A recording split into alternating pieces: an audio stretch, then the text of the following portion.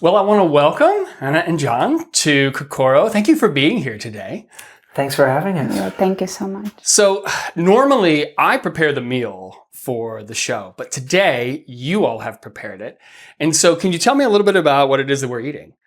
Yeah, we're eating traditional Ukrainian food called borscht, and it's made out of the vegetables that usually grow in the Ukrainian land, on the Ukrainian soil.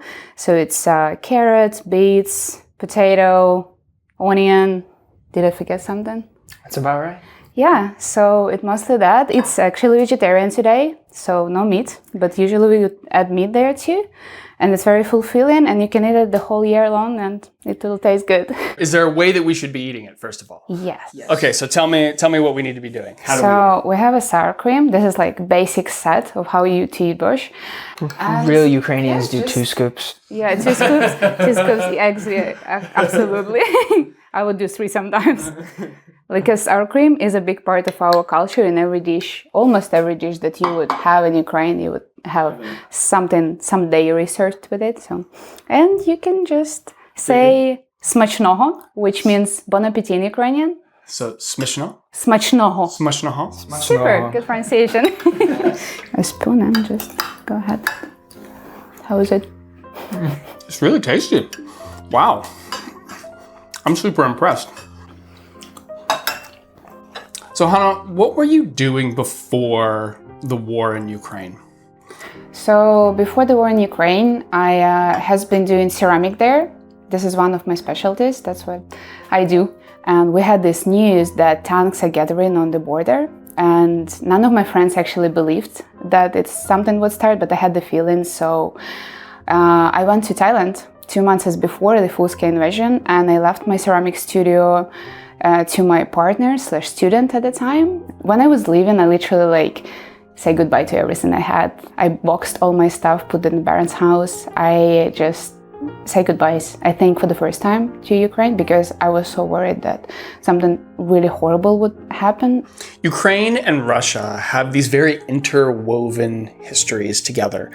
Can you talk a little bit about how the invasion affected your sense of identity as a Ukrainian? The real Ukrainian identity, like the Ukraine united as a nation, as people, I think only after 24th of February 2022, when the full-scale invasion happened. Before that, I mean, almost every Ukrainian family have relatives in Russia, so we were always interlaced with them. And I had myself a family in Russia. I still have, but we are not really staying that in touch because it's little blind spot. You know, you have a family that is somewhat divided on this. Yeah. You have a family, some of your family is very pro-Ukrainian, pro-Ukraine. Absolutely. And then you have some of your family, close people to you, who actually are very pro-Russian in this. Can you talk a little bit about that tension and that conflict that you're dealing with? It is very tense, I would say.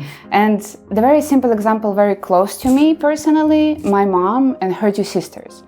My mom is the oldest one, and she is pro-Ukrainian, and she became even more, she had this feeling of Ukrainianness, I think, in some way.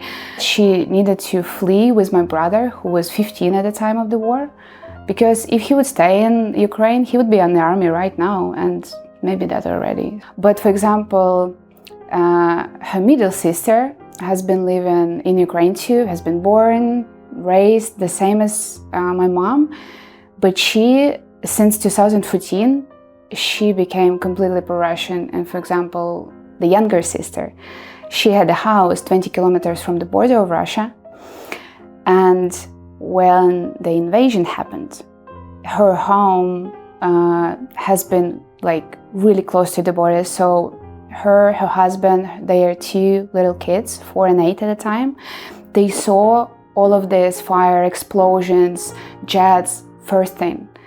And her sister, middle sister, they were all close together, didn't believe a word that she said, didn't believe that this happened from the Russian side. They think that Ukrainian bombing themselves, which is a ridiculous thing to believe in. How does that hit you, that you're doing all of this to help your people, and then yet you have your members of your own family who actually seemingly are fighting against what you're doing? It still hurts, it's still disappointing, but I think I kind of accepted that different people have different views, have different beliefs, and you just cannot change the mind of a person that doesn't want to change their own mind. They should come to that themselves, and all we can do is be patient, not share this aggression that we receive back from Russia, and like just keep treating them as the family members, even though not close ones anymore. So Jon, you were working with Burmese refugees over in Thailand? That's right. And then that's where you two met, yes? Yeah. All right. And then eventually the two of you found your way back to Ukraine, where you were working with refugees of the war, particularly children who have been impacted by the war, through an organization called Novi. And so can you tell me a little bit about the work that you all do together to help these kids? Yeah, absolutely. So since the full-scale invasion, there are still about 7 million children living in Ukraine. And in every oblast of Ukraine, there's bombings, there's missiles, there's artillery if you're closer to the front lines. And even my mental health struggles. But I can't imagine what these children are dealing with it day in and day out. And so that's sort of where Novi was born, was in a bomb shelter in Lviv, where we noticed children reacting to the stress and the trauma of the war and misbehaving. And then we witnessed parents not understanding what was going on with their children and actually disciplining their children because they were acting out. But the parents didn't understand that the child was in a reactive state of stress and didn't have control over what they were doing. And so we were there with a psychologist trying to decide what we can do, how we can help. And the psychologist said if these parents knew what was going on in the bodies of their children, what was going on in their brains, they wouldn't be disciplining them right now. So our mission is restoring childhoods disrupted by war. And that's what we're all about.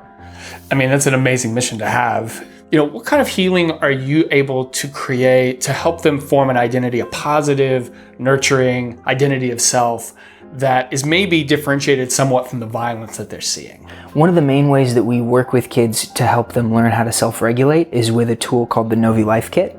It's basically just a backpack filled with toys. The idea is that when a child is in the state of fight and flight, which we call the red zone when we're working with kids, or freeze, which is what we call the blue zone, they can play these games. There's about 400 games that were developed by psychologists with expertise in childhood trauma. And they can play these activities, and to them, it just feels like games. Maybe jump rope, or blowing bubbles, or playing Twister. And so for them, they're just playing, but in their bodies are self-regulating, and they're finding that green zone, which is homeostasis. That's where their bodies can heal, that's where their brains can heal, and that's where they can form meaningful connections with their family. Because that's the other thing, is their mental health doesn't happen in a vacuum. It happens in relationship to their parents, in relationship to their friends. We need them to not just be healthy, meditating people on a mountaintop. We need them to be integrated in society. And so that means socialization, that means play, that means integration with their parents and their family structure. So it's a really complex system, but this tool has really been effective in helping them learn how to self-regulate at least, and that's the first step. Well, I just want to say that for my part, I think that what you all do is incredible. Thank you for being the ones to sacrifice yourselves, to go and to care for these children. I'm in awe of Novi. I think it's just such an amazing organization that really is doing so much good. And I hope that your program grows and that people realize that what you're doing is so incredibly necessary, so important, and that you are truly changing lives with what you do. So thank you for coming and talking with us today. And just thank you for changing the world for the better. Thanks, Alex. Thank you it's for an honor having to be us. here. Appreciate it.